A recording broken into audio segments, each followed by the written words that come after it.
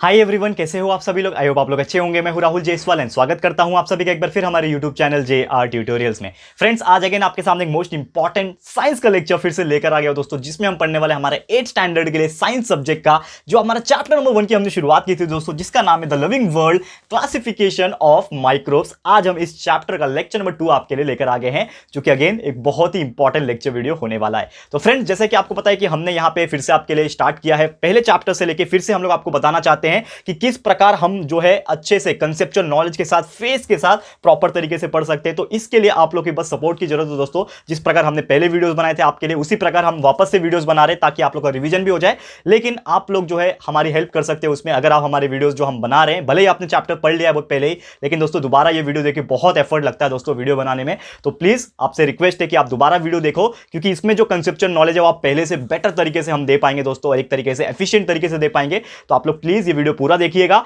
बहुत अच्छे से समझाया हो दोस्तों, एंड साथ ही में इसको शेयर कीजिएगा to the maximum people of 8th standard, so that हर एक पीपल जो है ये वीडियोस देख के free of cost quality education ले सके। ठीक है फ्रेंड्स, तो शुरुआत करते हैं हमारे इस लेक्चर नंबर 2 की। तो हमने प्रीवियस लेक्चर में हमने देखा था कि क्या होता है लिविंग ऑर्गेनिज्म के क्लासिफिकेशन, विटेकर का क्लासिफिकेशन देखा था हमने कि क्या होता है। फिर हमने जो 3 किंगडम थे हमारे, that is kingdom number 1 protista देखा था, फंगस देखा था, फिर किंगडम मोनेरा भी देखा था जो पहला था। तो वो देखने के बाद उसके कुछ कैरेक्टरिस्टिक्स पढ़े थे। आज हम लोग को पढ़ना है दोस्तों माइक्रोब्स के बारे में, जो हमारा जो सेकंड पार्ट है इस टॉपिक का, जो कि हमारा चैप्टर था लिविंग वर्ल्ड जो हमने पढ़ा दोस्तों, पर उसमें क्लासिफिकेशन माइक्रोब्स का किस प्रकार होता है वो हम लोग को पढ़ना है। ठीक है, तो हम बात करेंगे माइक्रोब्स के क्लासिफिकेशन का। तो माइक्रोब्स के क्लासिफिकेशन की अगर हम बात करें, माइक्रोब्स यानी क्या होता है दोस्तों, माइक्रो ऑर्गेनिज्म, जितने भी छोटे छोटे जीव होते हैं जो हम लोग अपनी आंखों से देख नहीं सकते, which can not be seen with our naked eyes, हम लोग अगर अपने नेकेड आई से देख नहीं सकते, ऐसे ऑर्गेनिजम्स को हम लोग क्या बोलते हैं, माइक्रो ऑर्गेनिज्म। शॉर्टकट में हम लोग उसको माइक्रोब्स बोल सकते हैं। तो there are so many examples, आप देख सकते हो दोस्तों, जैसे कि कुछ ऐसे बैक्टीरियाज होते हैं, कुछ ऐसे वायरसेस होते हैं, कुछ ऐसे प्रोटोजोन्स होते हैं जो हम लोग नहीं देख पाते। यहां पे अभी ये जो रूम में मैं रिकॉर्डिंग कर रहा हूं दोस्तों, यहां पे भी कितने सारे एक तरीके से आप बोल सकते हो छोटे छोटे बैक्टीरियाज होंगे। ठीक है ना, एक तरीके से आपका कोविड-19 का वायरस चल रहा है, उसको हम देख पाते हैं क्या कि अरे वो मेरे पास आ रहा है कि नहीं आ रहा है। अरे देख पाते तो हम लोग बच जाते ना, नहीं होता हम लोग को कोविड-19, तो नहीं देख पाते दोस्तों। तो that's why this is the reason कि वो माइक्रोब्स के कैटेगरी में आते हैं। तो उसका क्लासिफिकेशन क्या होता है वो हम लोग सबसे पहले डिस्कस करेंगे। तो जो माइक्रोब्स का क्लासिफिकेशन अगर बात करें तो ये भी 2 तरीके से होते हैं, जैसा हमने ऑलरेडी आपको डिस्कस किया था लिविंग वर्ल्ड के केस में, लिविंग ऑर्गेनिज्म का क्लासिफिकेशन में। इसमें भी 2 टाइप है, एक होता है आपका प्रोकैरियोट्स, इसमें भी सेम वही टाइप है दोस्तों प्रोकैरियोट्स, एंड दूसरा होता है यूकैरियोट्स। ठीक है, क्या होता है इसका मतलब मैंने आपको ऑलरेडी बताया था, फिर भी एक बार बता दूंगा ताकि आप लोग को पता चल जाए। तो प्रोकैरियोट्स का मतलब यह होता है कि ऐसे ऑर्गेनिज्म जिसके जो सेल्स होते हैं, आपको पता है हर एक ऑर्गेनिज्म सेल से बने होते हैं, तो जिसके जो सेल होते हैं वो सिर्फ और सिर्फ क्या होते हैं, उसके अंदर जो न्यूक्लियस होता है वो वेल डेवलप नहीं होता, यानी कि जो न्यूक्लियर मेम्ब्रेन एब्सेंट होते हैं। तो न्यूक्लियस अगर प्रेजेंट नहीं है, कोई सेल है मेरा, सेल के अंदर यहां पे न्यूक्लियस होता है, तो न्यूक्लियस के ऊपर एक लेयर होता है, ठीक है ना, जो कवच होता है उसके ऊपर, तो उसको न्यूक्लियर मेम्ब्रेन बोलते हैं। तो अगर न्यूक्लियर मेम्ब्रेन नहीं है तो सेल वेल डेवलप हुआ क्या, न्यूक्लियस वेल डेवलप हुआ क्या, नहीं। तो ऐसे केस में क्या होता है, वो चीज को, वो पर्टिकुलर ऑर्गेनिज्म को हम लोग क्या बोलेंगे, प्रोकैरियोट्स। और यूकैरियोट्स में क्या होता है, जो मैं बात कर रहा हूं न्यूक्लियर मेम्ब्रेन जो होता है दोस्तों वो प्रेजेंट होता है, इसके लिए न्यूक्लियस वेल डेवलप होता है, इसीलिए ऐसे ऑर्गेनिज्म को बोलते हैं यूकैरियोटिक ऑर्गेनिज्म, या फिर इन शॉर्ट यूकैरियोट्स बोलते हैं। फिर हमारा अगला टाइप का क्लासिफिकेशन अगर मैं बात करूं तो आपका जो प्रोकैरियोट्स होता है उसका फर्दर क्लासिफिकेशन जो होता है वो होता है बैक्टीरिया, यानी कि ऐसे बैक्टीरिया तो आपने सुना होगा वैसे, यानी कि ऐसे ऑर्गेनिजम्स जो एक तरीके से बीमारी को कॉज करते हैं। कुछ हेल्पफुल बैक्टीरिया यानी कि यूजफुल बैक्टीरिया भी होते हैं। जब आप 9th स्टैंडर्ड में जाओगे there is a chapter called useful and harmful microorganisms, तो एक चैप्टर आपको पढ़ने मिलेगा जब आप हायर स्टैंडर्ड में जाओगे। लेकिन ये स्टैंडर्ड की अगर हम बात करें तो इसमें आपको बस याद रखना है कि प्रोकैरियोट्स में आपके bacteria is one of the best example. And वही अगर हम बात करें यूकैरियोट्स की तो ये भी 3 हिस्सों में डिवाइड होता है। ये होता है एक 3 हिस्सा, क्या है इसका, 3 जो टाइप का क्लासिफिकेशन है, सबसे पहले वो डिवाइड होता है एल्गी में, दूसरा होता है आपका फंगस, एंड तीसरा होता है यहां पे फंगस या फिर फंगाई भी बोल सकते हैं, और तीसरा जो टाइप का क्लासिफिकेशन है उसको हम लोग बोलते हैं प्रोटिस्टा। ये 3 टाइप के क्या होते हैं, यूकैरियोटिक ऑर्गेनिज्म होते हैं। और ये ऑर्गेनिज्म किस केस में बात कर रहे हैं, हम लोग बात कर रहे हैं माइक्रो ऑर्गेनिज्म के बारे में। यहां पे कोई हम लोग एक तरीके से प्लांट्स नहीं पढ़ रहे, एक तरीके से लिविंग ऑर्गेनिज्म नहीं पढ़ रहे, हम लोग पढ़ रहे हैं माइक्रो ऑर्गेनिज्म के केस में। तो ये क्लासिफिकेशन हो सकता है आपके एग्जाम्स वगैरह में पूछ ले, तो आपको ये चीज ध्यान रखना है कि microorganisms get classified into 2 types, prokaryotes and eukaryotes. Bacteria जो होता है वो प्रोकैरियोट्स का टाइप होता है, और वही एल्गी, फंगस और प्रोटिस्टा जो होते हैं वो किसके टाइप्स होते हैं, यूकैरियोट्स के टाइप होते हैं। बस आपको यही चीज याद रखना है। तो this is the classification, basic classification you can से। अब हम लोग क्या करेंगे, धीरे धीरे ये जो टॉपिक्स है, यानी कि जो बैक्टीरिया है, एल्गी है, फंगस है, प्रोटिस्टा, ये सब क्या होते हैं इसके बारे में हम लोग स्टडी करेंगे धीरे धीरे कि ये सब चीज क्या होता है। इसको समझने की कोशिश करते हैं, जो कि बहुत इंपॉर्टेंट है। एंड इसको आप पढ़ लोगे तो आपको आगे जाके कोई भी परेशानी नहीं होगी। साइंस बहुत ही मजेदार सब्जेक्ट है दोस्तों, और इसमें ऐसे ऐसे चीजें हैं जो कि आपको पता होना चाहिए। इसके लिए तो हम आपके लिए वापस से दोबारा एकदम कंसेप्चुअल नॉलेज के साथ ये वीडियोस जो है दोबारा फिर से शूट कर रहे हैं, सो दैट आप लोग को हर एक नॉलेज कंसेप्चुअल दिया जाए। ओके, तो हम बात करेंगे सबसे पहले टॉपिक की, जिसका नाम है यहाँ पे बैक्टीरिया। तो बैक्टीरिया का मतलब क्या होता है अगर हम बात करें, what do you mean by bacteria? कुछ इसके कैरेक्टरिस्टिक्स होते हैं, हर एक का क्या होता है, गुण होता है। जैसे ह्यूमन बीइंग का कैरेक्टर है, बोल सकते हैं, एनिमल्स बोल सकते हैं क्या? नहीं बोल सकते, मतलब उनका आवाज निकलता है लेकिन समझ में नहीं आता है, they do not have speech, social नहीं है वो लोग। हम बात कर सकते हैं, कन्वर्सेशन कर सकते हैं, हमको लैंग्वेजेस आते हैं, उनको नहीं आते हैं, ठीक है? तो वो एक अलग बात है, हम उसकी बात नहीं करेंगे। हम बात कर रहे हैं यहाँ पे बैक्टीरिया। तो बैक्टीरिया के कुछ गुण होते हैं। तो सबसे पहले इसके जो साइज होता है, साइज की अगर मैं बात करूं तो लगभग इसका साइज जो होता है वो होता है 1 माइक्रोमीटर से लेके 10 माइक्रोमीटर तक। अब इसका मतलब क्या हुआ? माइक्रोमीटर, अगर मैं आपको बताऊं कि माइक्रोमीटर का यूनिट जो होता है, कि अगर हम लोग एक माइक्रोमीटर का एक्चुअली हम लोग कन्वर्ट करेंगे मीटर में ना, तो ये होता है 10⁻³ मीटर होता है। यानी कि अगर मेरे पास 1 सेंटीमीटर है, उसको मैं 1000 से डिवाइड कर दूं, ठीक है? 1 सेंटीमीटर को, 1 सेंटीमीटर कितना छोटा होता है, तो उसको मैं किससे 1000 से डिवाइड करूं, तो उतना छोटा जो हिस्सा रहेगा वो रहेगा हमारा बैक्टीरिया। तो ऑब्वियसली उतना छोटे हिस्से को आप देख पाओगे क्या? जैसे एक चौक का डस्ट पार्टिकल उड़ता है, हम लोग डस्ट करते हैं देखो डस्टर से, तो एक डस्ट पार्टिकल उड़ता है, तो उससे भी वो 100 गुना छोटा रहेगा। तो आप सोच सकते हो उसको हम देख ही नहीं पाएंगे। तो ऑब्वियसली बैक्टीरिया का साइज इतना छोटा होता है, इसके लिए हम लोग उसको देख नहीं पाते हैं। तो उसका साइज आपको याद रखना है, question fill in the blanks में या फिर आपको एग्जाम में पूछ सकता है, that is what is the size of bacteria. तो यू कैन से 1 माइक्रोमीटर से लेकर 10 माइक्रोमीटर के बीच में कभी भी कैसे भी यहां पे पूछ सकता है। क्लियर है? ओके, अब बात कर लेते हैं इसके कुछ और कैरेक्टरिस्टिक्स की। तो कुछ और कैरेक्टरिस्टिक क्या है यहां पे हम बात करेंगे। सबसे पहला कैरेक्टरिस्टिक की हम बात करें दोस्तों, जो कि है ये क्या होते हैं, जैसे हमने पढ़ा अभी एक कॉलम पढ़ा हमने, ये क्या थे, किसमें थे, वो यूनिसेलुलर में थे। तो हम लोग बोल सकते हैं कि जितने भी बैक्टीरिया होते हैं वो सिर्फ और सिर्फ यूनिसेलुलर होते हैं, यानी कि सिंगल सेल से बने होते हैं। They consist of only single cell. तो बैक्टीरिया क्या हो गए, यूनिसेलुलर एनिमल्स, यानी कि सिंगल सेल से बने हुए एनिमल्स है। सेकंड हम लोग बात करेंगे दोस्तों कि ये क्या होते हैं, किस कैटेगरी में आए थे। यहां पे कौन था दोस्तों, हमने क्लासिफिकेशन इसके पहले देखा था, तो कौन था, प्रोकैरियोट था। यानी कि जो बैक्टीरिया होते हैं वो प्रोकैरियोटिक होते हैं, प्रोकैरियोट्स बोल सकते हो, प्रोकैरियोट्स होते हैं। यानी कि जो न्यूक्लियस था वो वेल डेवलप नहीं है, नॉट वेल डेवलप, ठीक है, नॉट वेल डेवलप न्यूक्लियस, ठीक है, न्यूक्लियस जो है वो वेल डेवलप नहीं होता। ये चीज के तौर पे आप इसको याद रखोगे बैक्टीरिया को। थर्ड कैटेगरी की अगर हम बात करें या फिर थर्ड इसकी कैरेक्टरिस्टिक की बात करें, क्योंकि एग्जाम में आपको क्वेश्चन कैसे पूछेगा कि right in detail about bacteria या फिर right A short note on bacteria, तो आपको बताना है इसका साइज इतना होता है, ये प्रोकैरियोट होता है, ये यूनिसेलुलर होता है, और भी बहुत सारी चीजें हैं। और एक और चीज ये है कि इनका जो रिप्रोडक्शन होता है, यानी कि एक बैक्टीरिया दूसरे बैक्टीरिया को जन्म देगा ना, जैसे ह्यूमन बीइंग से ह्यूमन बीइंग पैदा होते हैं, वैसे बैक्टीरिया से बैक्टीरिया होंगे। तो इनका जो प्रोसेस होता है, जो रिप्रोडक्शन करने का जो प्रोसेस होता है, वो किससे होता है, simple binary fission, simple binary fission. जब आप 10th में जाओगे, कंप्लीट चैप्टर है इसके ऊपर, टाइप्स ऑफ रिप्रोडक्शन के ऊपर, जिसमें आपको बाइनरी फिजन क्या होता है वो सीखने मिलेगा।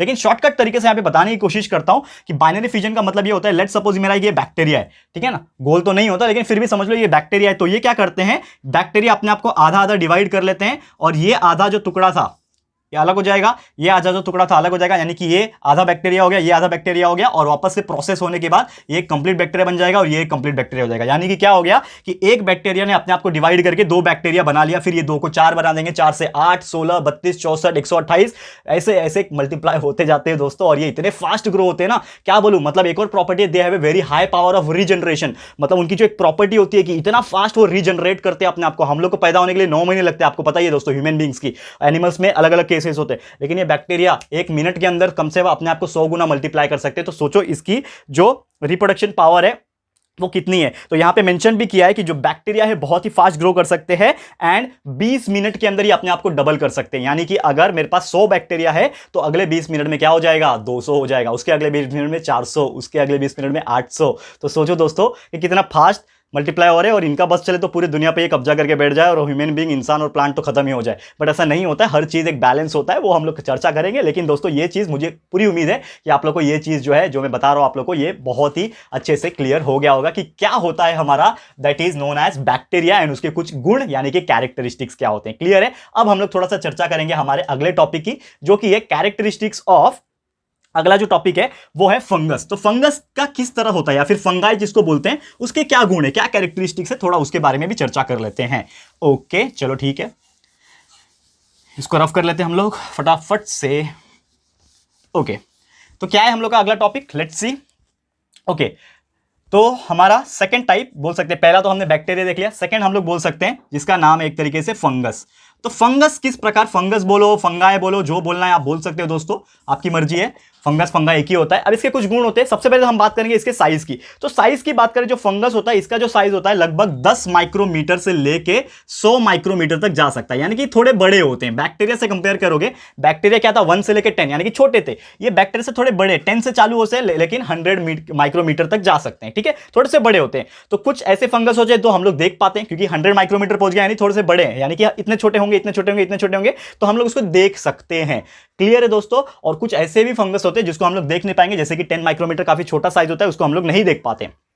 क्लियर है। तो ये कुछ एग्जांपल हो गया, मतलब सेल साइज की बात हो गया किसके केस में, फंगस के केस में। अब इसका कुछ कैरेक्टरिस्टिक यानी कि इसके भी कुछ गुण होते हैं। तो फंगस आपने ये वर्ड कहां सुना है, जैसे आपने बहुत बार देखा होगा कि रोटियां वगैरह पे क्या होती है, पुरानी होने के बाद, बासी होने के बाद उसके ऊपर कुछ लग जाता है, ब्रेड के ऊपर व्हाइट व्हाइट कलर का आ जाता है, जाम वगैरह होते हैं खाने पीने की चीज होती है उसके ऊपर ब्लैक कलर का व्हाइट कलर का कुछ चीज आ जाता है। तो वही तो है दोस्तों फंगस, जो क्या करता है हार्मफुल इफेक्ट पैदा करता है, और अगर आपने उसको खा लिया तो आपके पेट में फूड पॉइजनिंग भी हो सकती है। तो ये सब प्रॉब्लम देखने मिलता है दोस्तों। तो सबसे पहले हम लोग उसके कुछ कैरेक्टरिस्टिक के बारे में चर्चा करेंगे, जो कि होता है फंगस किस में देखा था हमने, यूकैरियोटिक के क्लासिफिकेशन में देखा था, यानी कि फंगस जो है वो आपका क्या है, यूकैरियोटिक है। ठीक है चलो, यूकैरियोट्स है, यानी कि इसका जो न्यूक्लियस है क्या है, वेल डेवलप है। ठीक है ना, ये आपको याद रखना है, न्यूक्लियस वेल डेवलप्ड है।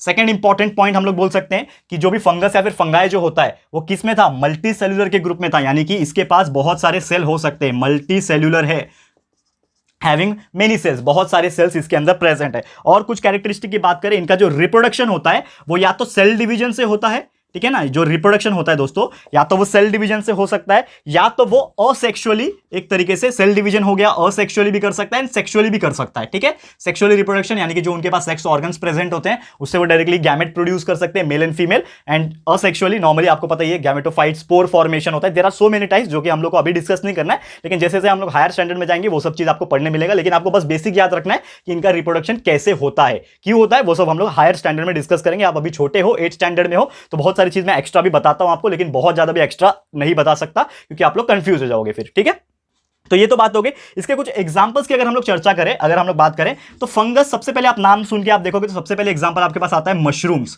ठीक है, तो मशरूम्स कुछ ऐसे मशरूम्स होते हैं जो खाए भी जा सकते हैं, कुछ ऐसे मशरूम्स होते हैं जो नॉर्मली बहुत ही ज्यादा हार्मफुल होते हैं, अगर उसको खा लिया तो फूड पॉइजनिंग तुरंत हो जाएगा, हो सकता है डेथ भी हो जाए, इतनी ज्यादा खतरनाक होती है, पॉइजनस चीजें होती है, एलिमेंट्स होते हैं कि डेथ भी हो सकती है इंसान की। तो मशरूम्स हो गया। ईस्ट आपने सुना होगा, जो ब्रेड वगैरह में डालते हैं, पाव बनाने के लिए डालते हैं ईस्ट, तो एक तरीके से फंगस होता है जिसका इस्तेमाल पाव में या फिर कुछ ऐसी चीज जिसको स्पॉन्जी बनाना होता है, फ्लफी बना होता है, तो उसको हम लोग इस्तेमाल करते हैं एज ए प्रोडक्ट। ठीक है, तो ऐसे बहुत सारे एग्जांपल है। तो ये था आपका क्या, that is second category, second type of classification of microbes, जो कि था फंगस या फिर फंगाई। क्लियर है, तो ये हो गया क्लियर। अब हम बात करेंगे हमारे थर्ड कैटेगरी की। तो थर्ड कैटेगरी क्या है हमारे लिए, एक तरीके से एल्गी, हमने पढ़ा था दोस्तों अभी एल्गी। ठीक है, तो एल्गी क्या है, क्या होते हैं इसके साइज, क्लासिफिकेशन एंड एक तरीके से बोल सकते हो आप लोग कि इसका कैरेक्टरिस्टिक्स क्या है, उसके बारे में भी थोड़ा सा चर्चा कर लेते हैं। ठीक है ना, तो यहां पे हमारा सेकंड टाइप है, यानी कि third category algae, ALGAE, algae बोल सकते हो, अल्जी बोल सकते हो, अलग अलग लोग अलग अलग नाम से इसको बोलते हैं, तो जैसा आपको बोलना है आप बोल सकते हो। ठीक है, तो एल्गी की क्लासिफिकेशन की बात करें तो इनके साइज भी अगर डिस्कस कर लें तो ये भी फंगस के इतना बड़ा होता है। ठीक है, अब मैं बताऊंगा, सबसे पहले आपके मन में ये चल रहा होगा कि एल्गी मतलब होता क्या है। पहली बात तो देखा है क्या आपने, यस आपने देखा है, जरूर से देखा है, आप सोचोगे तो आपको पता चल जाएगा कि एल्गी का मतलब क्या होता है। तो पहले साइज के बारे में चर्चा कर लेते हैं कि एल्गी का साइज लगभग आपका जो फंगस था उसके साइज के आसपास ही होता है, 10 माइक्रोमीटर से लेकर 100 माइक्रोमीटर, यानी कि कुछ एल्गी को आप देख भी सकते हो, नहीं भी देख सकते हो, डिपेंड करता है कितना बड़ा है वो। ओके, अब एल्गी क्या होता है, सबसे इंपॉर्टेंट चीज आपने देखा है क्या, यस आपने देखा है। बारिश के दिनों में क्या होता है दोस्तों, आपका जो एक तरीके से फ्लोर होता है, जो जमीन होती है या फिर जो टेरेस का दीवार होता है, साइड के वॉल्स होते हैं, उसमें आपने देखो ग्रीन कलर के कुछ चिपचिपे चीज आ जाते हैं, देखा है, चिपक जाते हैं उसके ऊपर ग्रीन कलर के प्लांट जैसा, छोटे छोटे क्या आते हैं, जिससे हम लोग फिसल भी जाते हैं। टेरेस पे हम लोग जाते हैं कभी कभी, देखो देखा होगा आपने, तो टेरेस पे जब भी आप जाओगे, पैर रखोगे बारिश के सीजन में, पूरा ग्रीन ग्रीन कलर का नीचे जमा होता है, उसके ऊपर जैसे पैर रखोगे तो स्लिप खा के गिर जाओगे। वो क्या है दोस्तों, it is nothing but the algae. ठीक है, वो क्या होते हैं, एल्गी होते हैं, अलग अलग टाइप के एल्गी होते हैं जो ग्रो करते हैं पानी के वजह से, यानी कि एल्गी जो होते हैं mostly they are live in water. तो ये उनका एक कैरेक्टरिस्टिक कैरेक्टरिस्टिक्स है कि जितने भी टाइप के एल्गी होते हैं मोस्टली कहां पे ग्रो करते हैं, जहां पे पानी आसपास प्रेजेंट होता है वहां पे ग्रो हो सकते हैं। तो ये उनका एक कैरेक्टरिस्टिक्स है। और कैरेक्टरिस्टिक की बात करें तो सेम, पहले तो हम लोग क्लासिफिकेशन के हिसाब से चलेंगे, तो वो क्या थे, मल्टी सेलुलर थे। एल्गी जितने भी होते हैं वो क्या होते हैं, मल्टीसेलुलर होते हैं। साथ ही में यूकैरियोट्स होते हैं, मतलब तो आपको पता चली गया कि यूकैरियोट्स क्या होता है अभी, ठीक है, न्यूक्लियस वेल डेवलप होता है, मल्टीसेलुलर हो गया। और हम लोग बात करें कि इनके अंदर जो रिप्रोडक्शन जो करने का जो टेक्निक होता है, तो सेम क्या होता है दोस्तों कि या तो वो वेजिटेटिव प्रोपैगेशन कर सकते हैं या तो असेक्सुअली रिप्रोडक्ट हो सकते हैं। और साथ ही में जैसा आपने देखा होगा कि जितने भी एल्गी होते हैं ना मोस्टली क्या होते हैं, ग्रीन कलर के होते हैं, ग्रीन इन कलर। क्या होते हैं साथ में कि ये लोग ग्रीन कलर के होते हैं। क्यों ग्रीन कलर के होते हैं, क्योंकि उनके पास एक पिगमेंट प्रेजेंट होता है जिनका नाम है क्लोरोप्लास्ट। क्या प्रेजेंट होता है कि इनके पास एक पिगमेंट प्रेजेंट होता है क्लोरोप्लास्ट, जो कि उनको हेल्प करता है फोटोसिंथेसिस प्रोसेस करने में।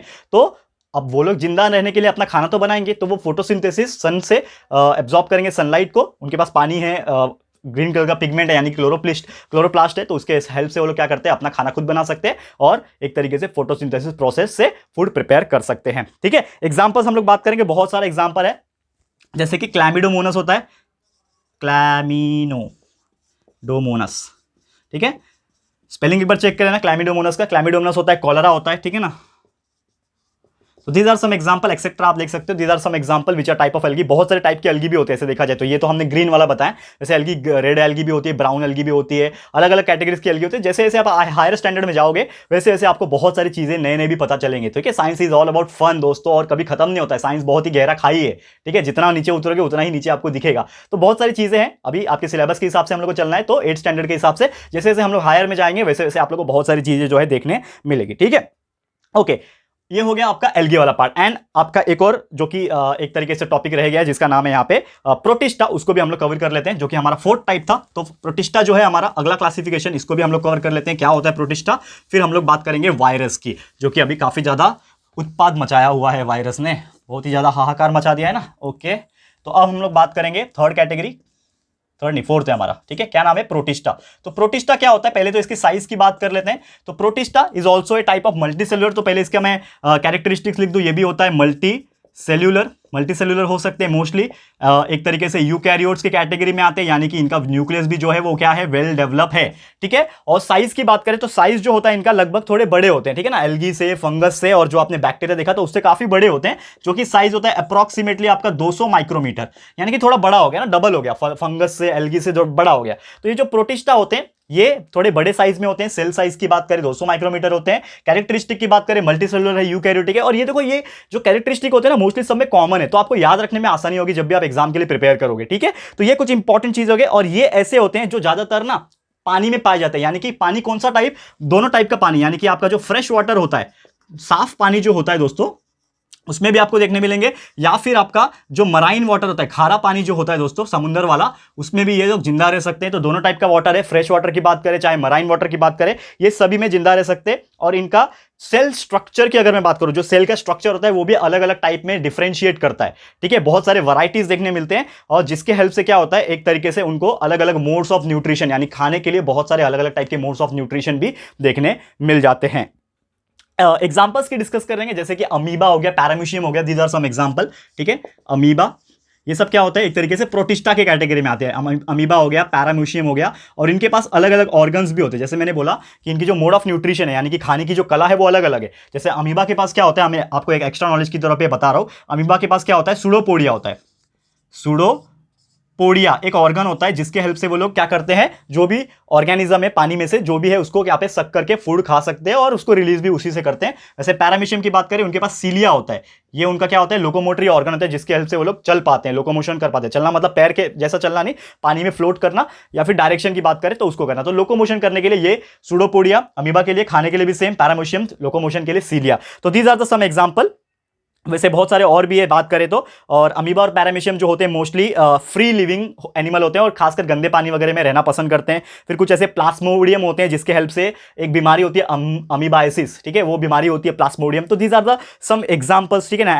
एंट अमीबा हिस्टोलिका हो गया, इससे एक तरीके से अमीबायोसिस भी होता है, ठीक है ना।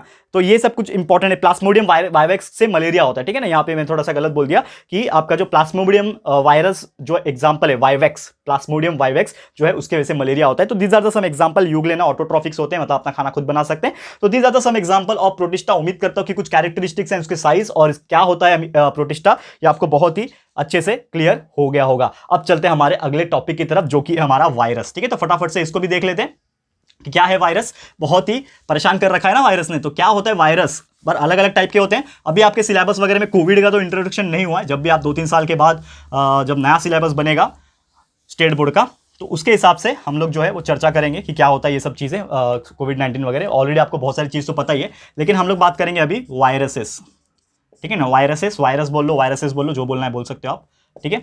अब वायरस के एग्जांपल के तौर पे चर्चा करें हम लोग, तो वायरस क्या होता है, इसके अगर साइज की बात करें तो जितने भी अभी हमने पढ़े, चाहे हमने क्या पढ़ा, फंगस पढ़ा, एल्गी पढ़ा, प्रोटोजोआ पढ़ा, प्रोटिस्टा पढ़ा एंड एक तरीके से बैक्टीरिया पढ़ा, ये सभी से छोटे होते हैं साइज में कौन, वायरस। क्योंकि वो वायरस तो बिल्कुल दिखाई नहीं देते हैं, ठीक है। इतने छोटे होते हैं कि वो फटाफट यहाँ पे फ्लोट करके चले जाते हैं। तो उनकी साइज की बात करें वो होते हैं नैनोमीटर में, ठीक है। 10 नैनोमीटर से लेके 100 नैनोमीटर तक हो सकते हैं। नैनोमीटर मतलब और छोटा, 10⁻⁹ मीटर होता है। यानी कि आप लगभग बोलते हैं ना हम लोग, जो आपका बैक्टीरिया था उससे भी लगभग 1000 गुना ज्यादा छोटे होते हैं। तो आप सोच सकते हो कितना ज्यादा छोटे हैं ये एक तरीके से वायरस। उनकी कैरेक्टरिस्टिक की बात करें तो वायरस जो होते हैं सबसे पहले तो खुद लिविंग नहीं होते, virus are non living. But वो अगर किसी के अंदर जाते हैं, यानी कि होस्ट सेल के अंदर जाते हैं, तो वो लिविंग बन जाते हैं। यानी कि वो क्या होते हैं, दे आर नॉन लिविंग। क्या होते हैं, नॉन लिविंग होते हैं। बट जैसे ही वो एंटर करते हैं किसी भी सेल के अंदर, बिकम्स एक्टिव या फिर लिविंग, ठीक है। वो क्या बन जाते हैं, क्या एक्टिव बन जाते हैं। यानी कि फॉर एग्जांपल कि कोई यहां पे वायरस आया, ठीक है ना, कोई वायरस है यहां पे लेट सपोज, और वो वायरस जैसे ही मेरे बॉडी के अंदर घुसेगा तो उसको क्या मिल गया, खाना मिल गया। और क्या करेगा, वो खाना एब्जॉर्ब करके जिंदा हो जाएगा और वो अपने आप को मल्टीप्लाई करना, क्योंकि उनका वही काम है, ठीक है ना। उनका वही काम है कि जैसे उनको खाना मिल गया तो वो अपने आप को प्रोड्यूस करते हैं, 1 से 2, 2 से 4, 4 से 8। और बैक्टीरिया जितना स्पीड से प्रोड्यूस कर रहा था ना, उससे वो लगभग 10 गुना ज्यादा फास्ट क्या करते हैं, रीजनरेट करते हैं, यानी कि रिप्रोड्यूस करते हैं, जिसके हेल्प से बहुत ही ज्यादा महामारी हो जाती है, ठीक है। तो वायरस जो होता है बहुत ही ज्यादा, मतलब 10 से 100 गुना ज्यादा छोटे होते हैं बैक्टीरिया से। सबसे पहले तो ये बताया कि वो बैक्टीरिया से भी लगभग 10 से 100 गुना ज्यादा छोटे होते हैं। और ये चीज को पढ़ने के लिए, यानी कि अगर हम बात करें वायरसेस के बारे में पढ़ने के लिए, हमें माइक्रोबायोलॉजी पढ़ना पड़ता है दोस्तों, ठीक है ना। जो लोग स्टडी करते हैं, वायरोलॉजी हो गया, माइक्रोबायोलॉजी हो गया, ये सभी चीज की जरूरत पड़ती है, ठीक है। और साथ ही में हम लोग को अगर देखना है, किसी भी वायरस को अगर देखना है, तो उसके लिए हम लोग को लगेगा इलेक्ट्रॉन माइक्रोस्कोप। बिना इलेक्ट्रॉन माइक्रोस्कोप को हम लोग नहीं देख पाएंगे किसी भी वायरस को। तो ये भी तौर पे बहुत इंपॉर्टेंट पॉइंट है। एंड वायरस के अंदर होता क्या है, वायरस के अंदर एक मटेरियल होता है जिसको हम लोग बोलते हैं डीएनए। क्या होता है डीएनए दोस्तों, that is deoxy nucleic acid, इसका फुल फॉर्म होता है। वैसे आरएनए का भी राइबोन्यूक्लिक एसिड होता है, वो अलग बात है। वैसे डीएनए साथ में आरएनए इसके अंदर कुछ प्रेजेंट होते हैं। एंड वही क्या करते हैं, अपने आप को एक तरीके से जब भी किसी होस्ट सेल के अंदर, यानी कि किसी भी इंसान, जानवर, प्लांट्स के बॉडी में जब आ जाते हैं वो, तो वहां से न्यूट्रिएंट्स को एब्जॉर्ब करते हैं और अपने आप को इतना फास्ट मल्टीप्लाई करने लगते हैं कि पूछो ही मत, बहुत ही ज्यादा फास्टली क्या हो जाते हैं, स्प्रेड हो जाते हैं एक तरीके से। और यहां पे हम बात करें कि जो वायरस होता है दोस्तों, वो 1% भी किसी को यहां पे क्या करता है, फायदा नहीं पहुंचाता है, बल्कि नुकसान ही पहुंचाता है। तो जैसे कि हम बात करें कि जब भी वायरस किसी प्लांट के कांटेक्ट में आता है तो वो बहुत सारी डिसीज कॉज करता है। जस्ट एग्जांपल के तौर पे यहां पे हमको बताएं कि तो एक प्लांट में एक तरीके से वायरस जब आता है तो एक डिसीज कॉज करता है जिसको हम लोग बोलते हैं टोबैको मोज़ेक वायरस डिसीज। तो टीएमवी होता है, टोबैको मोज़ेक वायरस होता है, जो कि प्लांट को खराब कर सकता है, उसके पत्ते जो होते हैं उसको भी डिस्ट्रॉय कर सकता है, पूरा का पूरा प्लांट डैमेज हो सकता है। वही कुछ एनिमल्स की बात करें तो there are so many types of example कि अगर वायरस किसी एनिमल में या फिर ह्यूमन बींग्स में आता है तो बहुत सारी बीमारियां होती है। ह्यूमन बींग्स की बात करें, जो आपको स्मॉल पॉक्स हो जाता है, जिसको हम लोग हिंदी में माता मायाना बोलते हैं, ठीक है, नॉर्मली आपने सुना होगा। तो चिकन पॉक्स, यहाँ पे स्मॉल पॉक्स हो गया। फिर आपका लगभग जो सर्दी खांसी भी होती है वो भी लगभग वायरल डिसीज ही होती है। तो आपको पता है, तो there are so many types of, और अभी तो चला हुआ है कोविड-19, ये भी एक तरीके से वायरस की वजह से हुआ है। तो there are so many types of example जो आपका वायरस की वजह से कॉज करता है डिसीज। तो इन शॉर्ट कहने का मतलब ये था कि virus is majorly responsible for causing the disease in both plants and animal. तो ये चीज आपको याद रखना है। एग्जांपल्स आप लिख सकते हो, बहुत सारे टाइप के एग्जांपल्स आपको देखने मिल जाएंगे आज के डेट में। एंड जैसा कि मैंने बोला कि वायरस का बस एक ही काम है, किसी भी होस्ट के अंदर जाना, होस्ट सेल के अंदर इतने अपने आप को मल्टीप्लाई कर लेते हैं कि जो मेन जहां पे वो एंटर किए हैं ना, उसी को डिस्ट्रॉय कर देते हैं, और पूरा का पूरा एनिमल या फिर बॉडी या फिर जो भी प्लांट्स है, ह्यूमन बींग्स है, वो डिस्ट्रॉय हो जाता है अंदर से, एंड खोखला बन जाता है, और वो इंसान की डेथ हो सकती है या फिर कुछ प्रॉब्लम हो सकता है जब तक कि वो वायरस खत्म ना हो। तो दोस्तों यही था वायरस के बारे में। उम्मीद करता हूं कि ये जो वायरस का टॉपिक है ये भी आपको बहुत ही बेटर वे में क्लियर हो गया होगा। एंड दोस्तों ये जो हमारा टॉपिक था वायरस, ये हमारा आखिरी टॉपिक था इस पर्टिकुलर चैप्टर का, जिसका नाम है यहाँ पे living world classification of microbes. तो उम्मीद करता हूं कि क्या होता है लिविंग वर्ल्ड, उसके क्लासिफिकेशन जो हमने लेक्चर नंबर 1 में देखे, एंड साथ ही माइक्रोब्स के क्लासिफिकेशन एंड क्या क्या कैरेक्टरिस्टिक्स होते हैं अलग अलग टाइप के माइक्रो ऑर्गेनिजम्स के, ये मैंने बहुत ही डेडिकेशन के साथ आपको पढ़ाने की कोशिश की। एंड पूरी उम्मीद करता हूं कि जितना भी मेहनत करके हम आपके लिए पढ़ा रहे दोस्तों, आप लोग ये मेहनत को वेस्ट नहीं होने देंगे, दोबारा ये वीडियोस को पूरा देखोगे दोस्तों, एंड सबसे इंपॉर्टेंट चीज है दोस्तों, शेयर करोगे। ठीक है, तो यही बोलता हूं हमेशा मैं दोस्तों कि वीडियो अगर पसंद आया दोस्तों तो प्लीज वीडियो को लाइक कीजिएगा, शेयर कीजिएगा। बहुत ही मेहनत लगी है दोस्तों वीडियो बनाने में दोस्तों, तो प्लीज फटाफट से शेयर कर देगा। तो फटाफट से लाइक करो, शेयर करो, एंड अगर आपने अभी तक हमारे इस चैनल को सब्सक्राइब नहीं किया है, फटाफट से हमारे इस चैनल को सब्सक्राइब कर देना, साथ में बेल आइकन को प्रेस कर देना, ताकि जब भी हम लोग वीडियो लेकर आएंगे आप लोग को नोटिफिकेशन मिलती रहेगी। ठीक है फ्रेंड्स, तो मिलते हैं हमारे अगले वीडियो में। ये वीडियो देखने के लिए thank you and good bye.